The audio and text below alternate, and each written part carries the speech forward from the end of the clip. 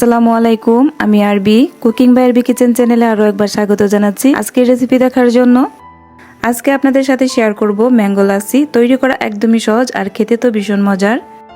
যেহেতু সিজনটা আমের, তাই খুব সহজে হাতের কাছে পাকা আম পেয়ে যাবেন।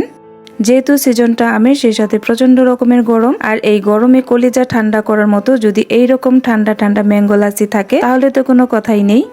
চেষ্টা করেছি একেবারে সহজভাবে রেসিপিটা আপনাদের সাথে শেয়ার করার জন্য। আশা করছি আজকে রেসিপিটা আপনাদের কাছে ভালো লাগবে।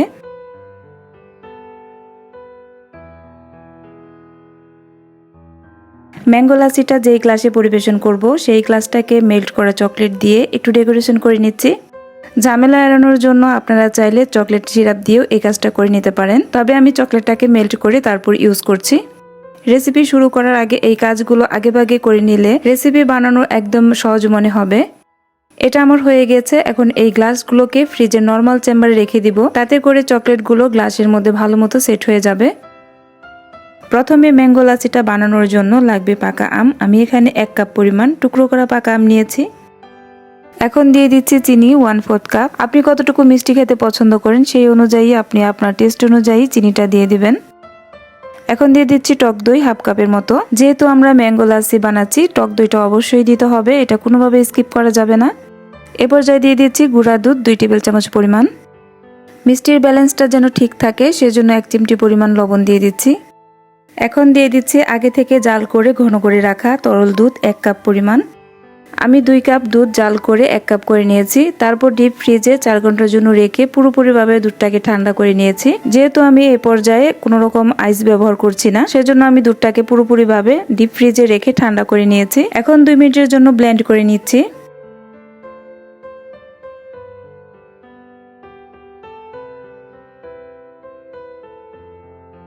দুই মিনিট পর লাচিটার টেস্ট দ্বিগুণ বাড়ানোর জন্য আইসক্রিম দিয়ে দিচ্ছি 1/2 কাপ পরিমাণ।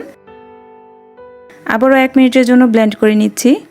আমি এখানে ভ্যানিলা ফ্লেভারের আইসক্রিমটা ইউজ করেছি, আপনারা চাইলে ম্যাঙ্গো ফ্লেভারের আইসক্রিমটা ইউজ করতে পারেন। এদিকে গ্লাসটার মধ্যে চকলেটটা খুব ভালো মতো সেট হয়ে গেছে। ম্যাঙ্গো লাসিটা পরিবেশন করার আগে অবশ্যই আইস দিয়ে তারপর পরিবেশন করবেন, আর তখন খেতে কিন্তু রিফ্রেশিং লাগবে। এবার দিয়ে দিচ্ছি তৈরি করে রাখা ম্যাঙ্গো লাসিটা। ডেকোরেশনের জন্য উপর থেকে দিয়ে দিচ্ছি আইসক্রিম। সব শেষে উপর থেকে দিয়ে দিচ্ছি কাঠবাদাম কুচি আর পেস্তা বাদাম কুচি। দেখতে যেন আরো একটু আকর্ষণীয় লাগে সেজন্য চেরি দিয়ে দিলাম।